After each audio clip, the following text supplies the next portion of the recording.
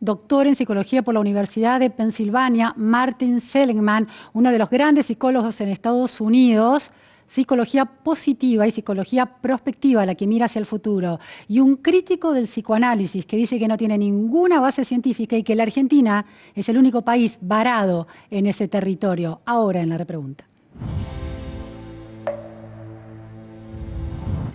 Thank you so much, Martin Seligman, for being here with us in la repregunta, el especial. Oh, I'm happy to be here. Martin, you are the creator or the founder of a field of knowledge well known as positive psychology. What is positive psychology? Well, psychology for 100 years had been about what's wrong and how to correct what's wrong. And that's important, doing therapy and the like. But positive psychology is not the study of what's wrong, but the study of what's right. How to define human happiness and well-being and how to build it. So it's not directly about lessening misery. Mm-hmm. It's about building happiness. Mm-hmm. If a person goes to a psychoanalyst session, this person is trying to find happiness going back to their past childhood, for example, the traumas that could happen in the beginning of her or his life. Is this another way of building happiness, going back to the past and trying to understand what happened there? No, I've been a therapist most of my life, mm-hmm. and doing psychotherapy is not about building happiness. It's about reducing suffering and misery.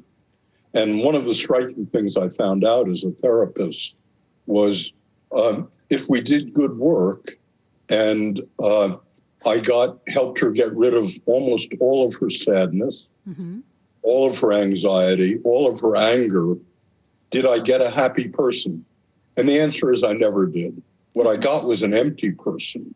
And that's because the skills of removing misery, the skills of combating sadness and fear and anger are completely different from the skills of building happiness and well-being. So the absence of the negative emotions does not for a moment equal the presence of the positive emotions. The idea is this. When you say skills, it seems that someone has the chance, the power to build happiness and not being a prisoner of desires that are much more deeper and secret and difficult to handle. So within this frame of thinking of positive psychology, persons are supposed to be able to change their reality, their psychological reality? I think I understand your question. There's very little reason to believe, first, that we can understand and cope with the very deep problems underneath psychological symptoms. Although psychoanalysis has made that claim for 100 years, mm-hmm. there's just no evidence for that claim. So most of the rest of the world, besides Argentinian psychoanalysis, has turned to the question of, given that you have symptoms like depression, anxiety, anger, or that you have lack of positive emotion, what are the surface things we can do mm-hmm. to lower depression, lower anxiety, lower anger, and raise life satisfaction? And there is now a great deal of evidence that operating on the surface mm-hmm. produces less depression and less anxiety and more happiness. Martin, this conceptual frame has been developed before the coronavirus pandemic. How this new context, very unique, that is affecting our very personal lives in ways that we couldn't expect, is changing the problems that psychology and psychologists and, very expert psychologists like you yourself are, beginning to manage and to think? Well, we have a small hint about what positive psychology tells us about what to do in a lockdown, like the coronavirus, and also what to do afterwards. Here's what the hint is. So Sheldon Cohen is a virus researcher at Carnegie Mellon in Pittsburgh. And he asked the question, who gets infected with a virus? So he used rhinoviruses, and he did the following. He took a large number of people, he paid them $300 apiece to put a rhinovirus in their nose to give them a cold, and then to isolate them for 2 weeks to ask the question, well, who gets the virus? Who gets the cold? By the way, rhinovirus is one of the coronaviruses. Yeah. And what he found was very surprising. And that was if you measure before people go into isolation, how much positive emotion they have. People who are smiley, merry, and cheerful. And you measure things like negative emotion, people who are grouchy and sad. And you measure optimism and pessimism, all of this before the virus. Then what happened was that optimism and pessimism had no effect on getting the virus. Negative emotion had no effect on getting the virus. What mattered was positive emotion, smiley, cheerful, having fun. Those people got less severe colds and for a shorter period of time. So the first hint from positive psychology research to COVID is, as hard as it is during a lockdown, what you should do is have as much fun as you possibly can. There are lots of things that get in the way, but the important thing, the only thing we've found that might be useful about psychological buffering is smiling, being merry, cheerful, dancing, having sex, good food, and doing those things in a lockdown that most make you happy, listening to your favorite music. So that's part one, Luciana. Yes. Now, part two is the question of what happens after the lockdown. What happens after rebuilding, after you go back to your job, after the world restarts? And there, what we find is that being cheerful and merry has no effect on resilience, recovery. What really matters there is hope and optimism. So what the data tell us about COVID is that during the virus, what you want to do is to have as much fun as you possibly can. After the virus, when you go back to work, what you want is hope and optimism. It is very interesting what you are explaining. During the lockdown, because Argentina have had the longest lockdown of the world, almost 170 days, and the problem is that this idea of being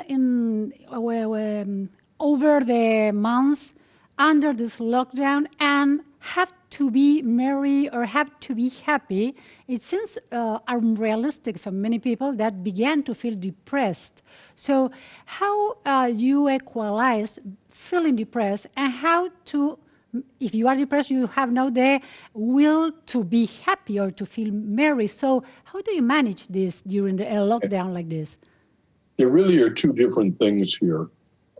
We know a lot about depression and what to do about it, and that is not what positive psychology works on. I've worked on it a lot of my life, but what positive psychology works on is raising happiness, not lowering depression. And so once again, what I want to say is it's very difficult to find things to be happy about during a lockdown, but you can. So for example, we bought a puppy, and we've been raising a puppy for the last 6 months in lockdown. We have as good food as we can. We cook together. We tell stories with one another. We make love as frequently as possible as we can.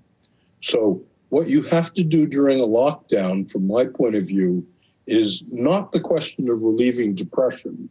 And there are ways of doing that, and I'll talk about them in a moment. But positive psychology says, find the few things you can do that you enjoy the most and do a lot of them during the lockdown. You also spoke about hope. Hope, it is put in the future in some way, the expectation of something good could happen in the future. And you have other concept, very important concept, which is prospective psychology. What does it mean, prospective psychology, and how it match with positive psychology? Yeah. So let me talk about optimism and hope for a bit. So 50 years ago, when I first did psychology, I found a phenomenon called learned helplessness, in which people after bad events collapsed and became depressed and became helpless. And so we would give people inescapable noise, unsolvable problems, and that made people depressed and passive. But what we found after 10 years of research on helplessness was about 1/3 of people never became helpless in the laboratory. About 1/3 were resilient. So we asked the question, well, who is it that when they get bad events, when things like COVID occurs, who is it that does not become depressed? Who does not go under? And the answer turned out to be optimism. And let me tell you what that is. So we asked the question, when bad events occur to you, do you believe they're permanent? They're going to last forever? They're going to undermine everything you do, and there's nothing you can do about them. So people who believe it's going to last forever, it's going to undermine everything I do, it's uncontrollable, are the people who go under very easily and do not recover. On the other hand, those people who are optimistic, who believe when bad events occur, they're just temporary. COVID is temporary. It's going to go away in the next couple of months. People who believe that are optimistic. People who believe that it's local, well, this may hurt me in my job, but it's not going to hurt me in my love relationship. These are the people who recover. And people who make plans to control the bad events are the optimists. So, Luciana, what we found consistently was optimistic people bounce back and are resilient from bad events like COVID. Afterwards, go back to work and they do fine, whereas pessimistic people go under and stay under. Listening to you, it seems to me we live. You spoke about Argentina and the amount of. The question here for me is that in this way of thinking, when you are focused on it is the optimistic way of thinking and the hopeful way of thinking, could be confused with a kind of state of denial? Well, a couple of things. I've spent a lot of my life trying to change pessimist to optimist, and I'll tell you about that in a moment. But I can't resist commenting about psychoanalysis in Argentina. Argentina is the one country in the world that still turns to psychoanalysis for effective treatment in the absence of any evidence that psychoanalysis produces long-term happiness or produces long-term relief from mental illness. So the rest of the world is amazed at Argentina's gullibility and its lack of looking at the scientific evidence.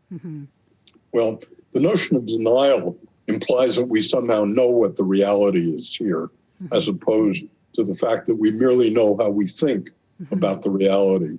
We don't know a lot about the reality of COVID, for example, and so one doesn't want to be in denial that COVID exists. But let's take the question of denial in COVID.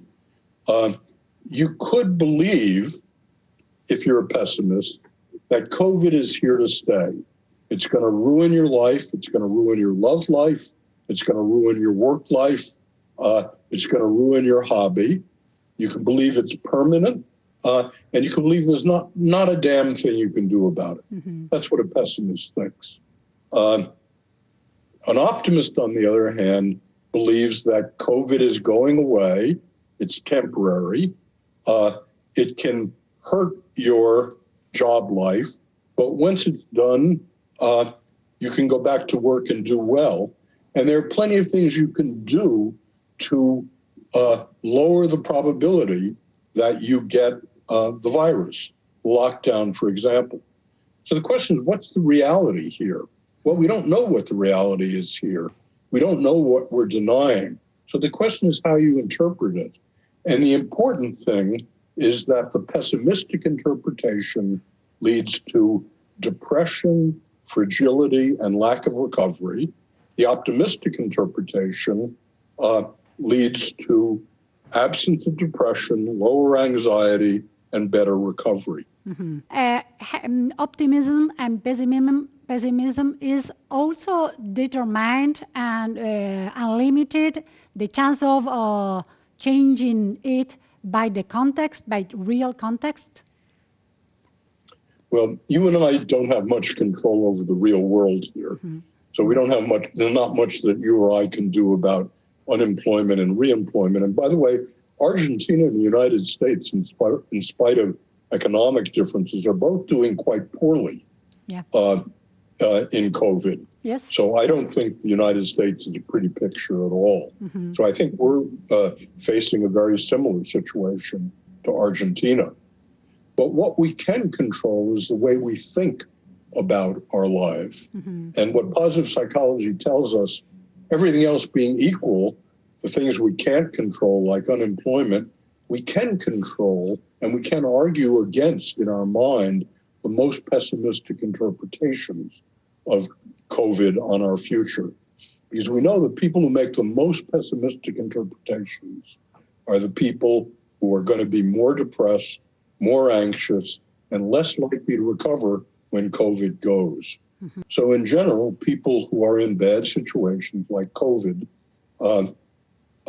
there's good evidence that when they learn disputation of their most pessimistic thoughts, have lower depression and lower anxiety and recover faster.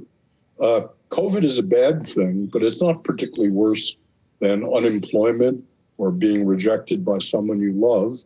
And it's those situations that are well documented that pessimistic people who go through bad events are brittle, they collapse and they don't recover. Optimistic and hopeful people are the people who do recover, and one can learn optimism. A pessimist person could turn into an optimistic one, learning how to do this. Yeah. The key to it, and we write whole books about this and teach people the techniques, but the key technique is realistic disputing of your most catastrophic thoughts. So let me give you an example for COVID. So when I first heard about COVID, I went to my most catastrophic thought. My most catastrophic thought was, gee, I'm 78 years old. People are dying from this. I'm surely going to die in the next few months. Okay? So the first thing we teach people to do is to listen to their most catastrophic thought. Then we have people say, okay, that's your most catastrophic thought. Now, what's your least catastrophic thought? Well, my least catastrophic thought, my most bland thought was, well, I'm invulnerable. I won't get it. I'm in great physical shape. Even though I'm 78, I never get ill. Nothing's going to happen to me. Okay. So my most catastrophic thought is I'm going to get the COVID and I'm going to die. My least catastrophic thought is that nothing's going to happen. And now the question is, what's the most realistic scenario? Well, the most realistic scenario is in between. It's, I've got 7 children. They come home. Some of them are going to have COVID. And there's a good chance in the next year that I'm going to get it. But when I get ill, I'm in good physical shape. I recover rapidly. And so the most realistic thought is there's a good chance I will get this in the next year, but a very good chance I will recover rapidly, and only a minuscule chance that I will die from it. So let me say what I'm saying in general. You have to teach teenagers and yourself first to be attuned to the most catastrophic things that they say to themselves. Mm-hmm. Then you have to teach people to realistically argue against your most catastrophic thoughts. People who do that change from pessimism to optimism. Feel some relief also. Thank you so much, Martin Seligman, for being here in La Repregunta, el especial today in Argentina. You're welcome, Luciana. Thank you for interviewing me. Thank you. Bye.